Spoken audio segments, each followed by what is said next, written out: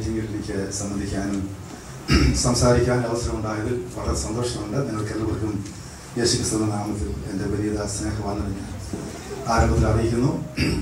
ബഹുമാനായ pastor K V Daniel എൻ്റെ സുഹൃത്താണ് ഇന്നത്തെ യോഗ അധ്യക്ഷൻ. അദ്ദേഹത്തെ പ്രത്യേകിച്ച് ഞാൻ വന്ദനം ചെയ്യുന്നു. അദ്ദേഹം സമയത്തെക്കുറിച്ച് നേരത്തെ പറയുന്നതുകൊണ്ട് ആളുകൾക്ക് അല്പമെങ്കിലും മുന്നോട്ട് പോകാൻ പറ്റുന്നില്ലെന്ന് എനിക്ക് തോന്നുന്നു. അദ്ദേഹത്തിന് ഈ സ്വഭാവം അറിയാവുന്നതുകൊണ്ടായിരിക്കും അദ്ദേഹത്തിന് അധ്യക്ഷനായിട്ട് വെച്ചിരുന്നു. അവിടെ എല്ലാ മീറ്റിംഗും അദ്ദേഹം തന്നെ അധ്യക്ഷനാകട്ടെ. കൃത്യമായിട്ട് സമയം പാലിക്കാൻ എന്നും താല്പര്യമുള്ള ആളാണ്. ദേവദാസനോട് പറഞ്ഞ് ഞാൻ അത് സമയത്ത് തന്നെ നിശ്ചയമായിട്ട് പ്രശ്നം അവസാനിപ്പിക്കും. ബഹുമാനപ്പെട്ട ഡോക്ടർ ടി പി എബ്രഹാം അവർ ഷാർലി ചർച്ചിൻ്റെ സെക്രട്ടറി, അദ്ദേഹവും ചുരുങ്ങിയ നിമിഷങ്ങൾ മാത്രം അത് ശുശ്രൂഷയ്ക്ക് എടുത്തു. അതുപോലെ pastor M D Thomas, pastor P P Mathew, ബഹുമാനപ്പെട്ട Eliyachan, pastor K G Mathew തുടങ്ങിയ sir, Thomas Baby pastor, K Johnchan, അങ്ങനെ പല പാസ്റ്റർമാരും ഇവിടെ വന്നിട്ടുണ്ട്. പാസ്റ്റർ സാമുവലിനെ ഞാൻ ഒരുപാട് കൊല്ലം കൂടി കാണുന്നതിൽ പ്രത്യേകിച്ച് ഇന്ന് ഈ മീറ്റിങ്ങുള്ളതുകൂടെ കാണാൻ പറ്റി. അതുകൊണ്ട് പ്രത്യേകിച്ച് സന്തോഷം. Pastor Babu George, pastor Rajan, Thampi pastor, നിങ്ങൾക്ക് എല്ലാവർക്കും ഞാൻ വന്ദനം ചെയ്യുന്നു. ദൂരെ നിന്ന് ധാരാളം പേരുണ്ട്. ദൈവം നമ്മെ അനുഗ്രഹിക്കട്ടെ. മനോഹരമായ സോവനീർ, ഞാൻ അതിൻ്റെ പുറംചട്ട കണ്ടപ്പോൾ തന്നെ വളരെ മനോഹരമായിട്ട് എനിക്ക് തോന്നി. അതുകൊണ്ട് അകത്ത് എത്ര അധികം വിഭവങ്ങൾ ഉണ്ടാവണം. സാബു പാസ്റ്ററൊക്കെ അല്ലേ അതിൻ്റെ പിന്നിൽ തോമസ് ഒക്കെ വർക്ക് ചെയ്തത്. അത് അനുഗ്രഹമായി തീരട്ടെ എന്ന് ഞാൻ പ്രാർത്ഥിക്കുന്നു. ബഥലാശ്രമവുമായിട്ട് എനിക്കുള്ള ബന്ധം ഞാൻ പറയുന്നില്ല. അതിനേക്കാൾ വലിയ ബന്ധങ്ങൾ ആൾക്കാർ പറഞ്ഞു കഴിഞ്ഞു. ജോണിച്ചാൻ സാറാം കൊച്ചമ്മയുടെ കാര്യമല്ലേ പറഞ്ഞു പോയി. ഞാൻ ആ കൊച്ചമ്മയെ കണ്ടിട്ട് പോലും. അതുകൊണ്ട് ഞാൻ വെറുതെ ഭംഗിക്കൊന്നും പറയുന്നില്ല.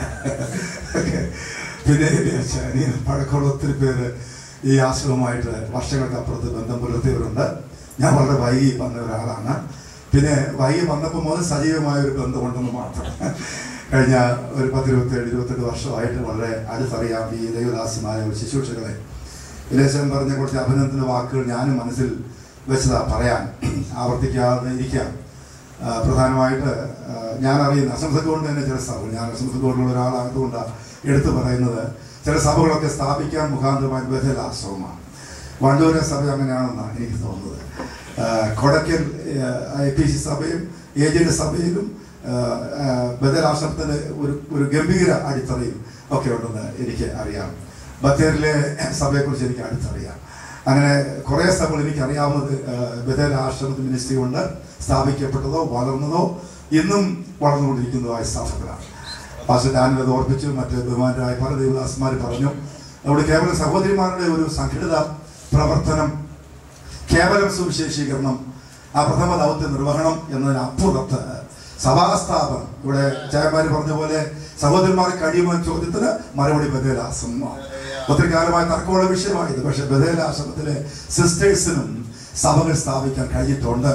ഇനിയും കഴിയണം എന്ന് തന്നെയാണ് ഈ രാത്രി എനിക്ക് പറയാൻ കഴിയുന്നത്. അതുകൊണ്ടാണ് ഇവാഞ്ചലിസം, സുവിശേഷീകരണം എന്ന ദർശനം, ദാനിൽ സാറിനൊക്കെ അറിയാം, മിഷൻസ് എന്ന ഇന്നത്തെ ലോകത്തിലെ ഏറ്റവും പ്രസക്തമായ പഠനശാഖ നമ്മോട് പറയുന്നു, സുവിശേഷീകരണം സാക്ഷാൽ പൂർത്തിയാകണമോ സഭ സ്ഥാപിക്കപ്പെട്ടിരിക്കണം. അതാണ് മിഷണോളജിസ്റ്റ് എന്നും പറയുന്നത്. കേവലം വചനം പ്രസംഗിച്ച് പോയാൽ പോരെന്ന്. ഒരു കൂട്ടായ്മ തുടങ്ങിയാൽ, ഒരു സഭ സ്ഥാപിക്കപ്പെട്ടാൽ പറയാൻ ഞാൻ സുവിശേഷീകരിച്ചു ഒരു കൂട്ടം ആളുകൾ. അപ്പൊ അതാണ് വാസ്തവത്തിൽ ദൗത്യ നിർവഹണത്തിന്റെ നിവർത്തി, പൂർത്തീകരണം, അതിന്റെ സാക്ഷാത്തായ അംഗീകാരം എങ്കിൽ എനിക്ക് തോന്നുന്നു ഈ സംഘവും അനുഗ്രഹിക്കപ്പെട്ട ഒരു വേല അങ്ങനെ ചെയ്യുന്നുണ്ട്. അതിലെനിക്ക് ഒത്തിരി സന്തോഷമുണ്ട്. ഞാൻ ദേവദാസന്മാർ പറഞ്ഞോട് ചേർത്ത് പറയുക, ജോണിച്ചാനൊക്കെ ഒത്തിരി കാര്യങ്ങൾ പറഞ്ഞില്ലേ. എനിക്ക് ഇവർ പറയാത്ത കാര്യമായിട്ട് പറഞ്ഞെങ്കിലും ഒന്ന് പ്രകാശിച്ച് വരുന്നത് ഇവരുടെ ശുശ്രൂഷ മനോഭാവമാണ്. ഞാൻ ശുശ്രൂഷ എന്ന് പറയുന്നത് എല്ലാം ശുശ്രൂഷ, ഇതും വചന ശുശ്രൂഷയാണ്. നമ്മുടെ ഇടയിൽ അതൊരു പ്രധാന പദമായിട്ട് മാറിയിട്ടുണ്ടെങ്കിലും സാക്ഷാൽ ശുശ്രൂഷ, അതിന് ഇംഗ്ലീഷിൽ സർവീസ് എന്ന വാക്കാണ് ഉദ്ദേശിക്കുന്നത്, മിനിസ്ട്രി എന്ന വാക്കല്ല. മിനിസ്ട്രിക്ക് കട്ടി കൂടും, കടുപ്പം കൂടും, മിനിസ്ട്രിക്ക് ഗൗരവവും ആദരവും കൂടും. മിനിസ്ട്രി മറ്റൊന്ന്. പക്ഷെ നാം ഇന്നെല്ലാവരും പഠിക്കേണ്ടത് സർവീസാണ്. സാക്ഷാൽ സേവനം എന്ന് മലയാളം അർത്ഥം വരുന്ന ആ ശുശ്രൂഷയാണ്. അത് നമ്മുടെ മധ്യത്തിൽ വളരെ കുറവാണെന്നും നാം ഇനി ഡെവലപ്പ് ചെയ്യേണ്ട ഒരു സംഗതിയാണെന്ന് എനിക്ക് എക്കാലത്തും തോന്നിയിട്ടുണ്ട്. അത് ഞാൻ തിരുവനന്തപുരത്ത് ഞാൻ കഴിഞ്ഞിടയ്ക്ക് ആലുവ AG ചർച്ചിൽ ഒരു പൊതുയോഗത്തിൽ പുസ്തകത്തിൽ പറഞ്ഞു, അതിനുപയോഗിക്കുന്ന ഗ്രീക്ക് വാക്ക് പോലും പുസ്തകത്തിൽ വേറെയാണ്. ഇങ്ങനെ ന്യൂ ടെസ്റ്റമെന്റില് ഡിയാക്കോനിയ എന്നൊരു വാക്ക് ഉപയോഗിച്ചിരിക്കുക. ആ വാചകം കൊണ്ട് പ്രസംഗമല്ല ഉദ്ദേശിക്കുന്നത്. ആ വാചകത്തിനകത്ത് ആരാധനയില്ല, ആ വാചകത്തിൽ വചന പങ്കുവയ്ക്കലില്ല, ആ വാക്കിനകത്ത് നാം മഹത്തായി കരുതുന്ന ഒരു സംഗതിയുമില്ല. ഡിയാക്കോനിയുടെ പരമമായ ഒരു പ്രധാന ദർശനവും നിദർശനവും യോഹന്നാൻ 2-ാം അധ്യായത്തിൽ വെള്ളം കോരിക്കൊണ്ട് വെച്ച കർമ്മമാണ്. അപ്പൊ മനസ്സിലായല്ലോ, അവൻ പുറം പാത്രത്തിൽ, വെറും പാത്രത്തിൽ, കൽപാത്രത്തിൽ ആ വീട്ടിലെ പണിക്കാർ ചെയ്ത ശുശ്രൂഷയാണ് ഡിയാക്കോനിയ എന്ന് വിളിക്കുന്നത്. എങ്കിൽ ആ വാക്ക് നമ്മോട് പറയുന്നു, അത് ചെയ്യുന്ന കുറെ പേര് ദൈവസഭയ്ക്ക് ആവശ്യമുണ്ട്. സാറിനെയും എലിയാച്ചനെയും ജോർജ് ഭാഷയും ഒക്കെ സഭയ്ക്ക് ആവശ്യമുണ്ടായിരിക്കാം, ഉണ്ട്. പക്ഷേ അത് മാത്രം പോരാ. ഇവിടെ ഞാൻ വന്ന് മൈക്ക് പിടിച്ച് ഇവിടെ കസേര ഇരിക്കുകയും നിൽക്കുകയും എബ്രഹാം സാറ് ഞാനും ഒക്കെ ഇവിടെ നിൽക്കുകയും വെള്ളം കുടിക്കുകയും ഒക്കെ ചെയ്യുമ്പോ അവൻ ഇവിടെ ഞങ്ങളെ നിർത്തിയ ഒരുപാട് പേരുണ്ട്. അവരെല്ലാം എണ്ണ എനിക്ക് പറ്റിയിട്ടില്ല, അവരെല്ലാവരും എനിക്ക് അറിയത്തുമില്ല. പക്ഷെ കർത്താവ് പറയുന്നു, എനിക്കൊരു വേദി ഒരുക്കാൻ 100 ആൾക്കാരെ ഉപയോഗിച്ചിട്ടുണ്ട്. അതിലൊരാളെ ദൈവം ഒരുക്കി, ഒരു കുളിപ്പിട്ട് ദൈവം ഒരുക്കി, ഒരു മീറ്റിംഗ് ദൈവം ഒരുക്കി, കഷ്ടപ്പെടാൻ കുറെ പേര് ദൈവം ഒരുക്കി, കാശ് കൊടുക്കാൻ കുറെ പേര് ദൈവം ഒരുക്കി, ഇത് കഴിഞ്ഞ് ചോറ് വരാൻ കുറെ പേര് ദൈവം ഒരുക്കി, വെള്ളം കോരാൻ കുറെ പേര് ഒരുക്കി, വിറക് കൊട്ടാൻ കുറെ പേര് ഒരുക്കി. സർവീസിന് കർത്താവ് നന്ദിയോട് സ്വാഗതം ചെയ്യുന്നു. ഡിയാക്കോനിയ എന്ന ആ ദർശന കർത്താവ് നമുക്ക് എല്ലാം കടമെടുത്ത്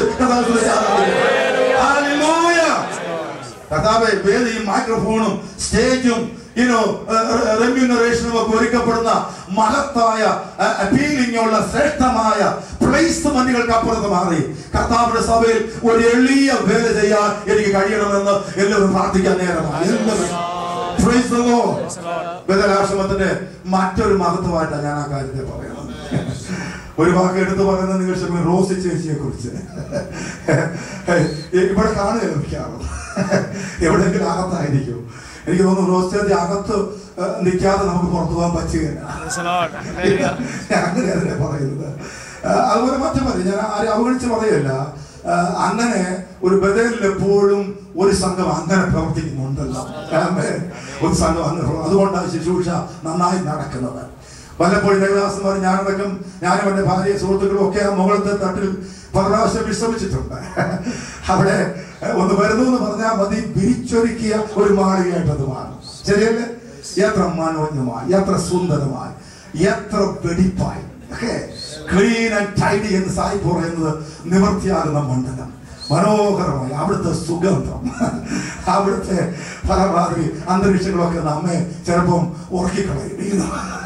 ഞാൻ പറഞ്ഞത് ഉറങ്ങാനാ വന്നെങ്കിൽ ഉറങ്ങിയിട്ടേ പോകാൻ പറ്റൂ.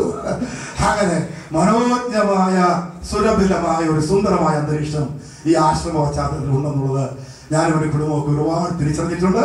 അത് ഞാൻ ഈ പ്രിയമുള്ളവരെ വിശേഷാൽ അഭിനന്ദിക്കുകയും ക്രൈസ്തവ സഭയ്ക്ക് നഷ്ടീഭവിക്കുന്ന ഒരു മുഖമാണ് അതെന്ന് ഇന്ന് ഉറക്കം പറയുകയും അതിലേക്ക് ഒരു മടക്കം നമുക്ക് ആവശ്യമാണെന്ന് അടിയന്തരമായി പ്രബോധിക്കുകയും ചെയ്യും.